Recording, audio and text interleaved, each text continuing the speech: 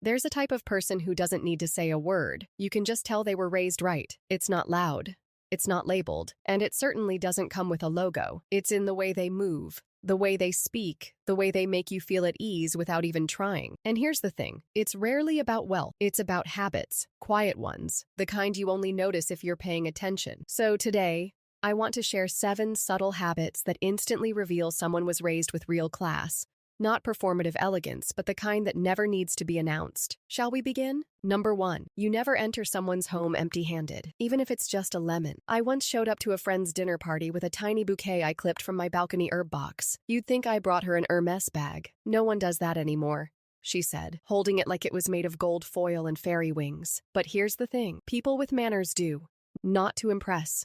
Not for Instagram, but because they were taught that showing up means offering something, not just showing up hungry. It doesn't need to be elaborate. A bakery pastry, a small jar of something thoughtful, even a lemon if it's the good kind. If you were raised with class, you were taught that being a guest is an active role. It's a contribution, not just an RSVP. That said, one should also apply common sense. I once attended a summer garden party where a guest arrived with a pile of 50 ice cream scoops, pre-scooped, from a nearby confectionery, packed in a thermal box. It was a lovely gesture. In theory, in practice, the host had to stop everything and serve melting ice cream to 20 people on the spot. It completely derailed the event, and not in a fun, spontaneous way. So yes, bring something, but bring it with timing and context in mind. Thoughtful doesn't mean theatrical. Number 2, you don't comment on someone's appearance, unless it's kind and preferably specific. One thing people raised with class tend to master early on: knowing when to keep observations to themselves. Not everything needs to be said out loud,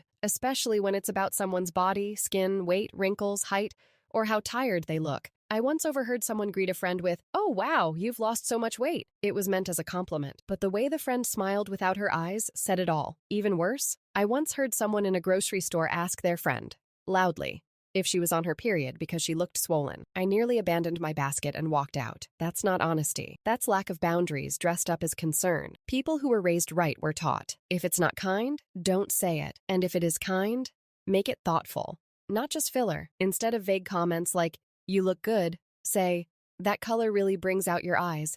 It shows you're actually paying attention, not just scanning for surface noise. And let's not forget the other side of the coin. When someone shows up underdressed, or just slightly off for the occasion, the truly elegant don't whisper, glance, or raise eyebrows. They don't even blink. Because real grace doesn't perform superiority. It makes space. You never know what someone's dealing with. Maybe they rushed from work. Maybe their luggage was lost. Maybe they just did their best. People with class don't make others feel like they failed some invisible dress code.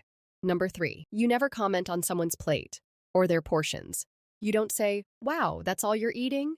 You don't say, "Going back for thirds, huh?" No. Nope. Never. People raised with sensitivity understand something most forget. Food is personal, sometimes emotional, sometimes medical, and always, none of your business. It means knowing that mealtime isn't a judgment panel. It's a moment of connection, a chance to enjoy, not compare, not critique. You don't side-eye someone's dessert. You don't do weird calorie math out loud. And you certainly don't congratulate or scold someone based on their portion size. You eat your food. Let others eat theirs. And focus on the conversation, not the carbs. Because in the end, it's not really about what's on the plate. It's about how you make people feel while they're sitting across from you. Number 4, you handle mistakes, yours and others, without drama. Accidentally spilled your drink? Forgot someone's name mid-sentence? Tripped over absolutely nothing in front of a small crowd? People raised with poise don't spiral. No gasping. No flailing, no apologizing 12 times in a row. They handle it calmly. "Oh, excuse me." And a little smile. Napkin, handled, name forgotten, a smooth. "Remind me of your full name again. It completely slipped my mind." No panic, no guilt parade. Even more telling, when someone else makes a mistake, they don't rub it in. They don't chuckle, "Well, that was awkward." They don't weaponize grace. I once saw someone knock over an entire tray of champagne flutes at a wedding. It was deafening. The host didn't flinch. She walked over, picked up the first glass, and said, "At least it wasn't red wine." That's the kind of person people remember, not because they were flawless, but because they were composed. Number 5, you never touch what isn't yours.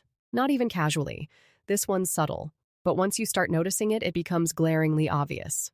People raised with respect don't fiddle with things that don't belong to them. They don't pick up someone's phone just because it's sitting there. They don't flip through someone's notebook open a handbag, or casually spritz a friend's perfume like they're shopping at duty-free, and they most definitely don't touch people. They don't ask to try on someone's engagement ring.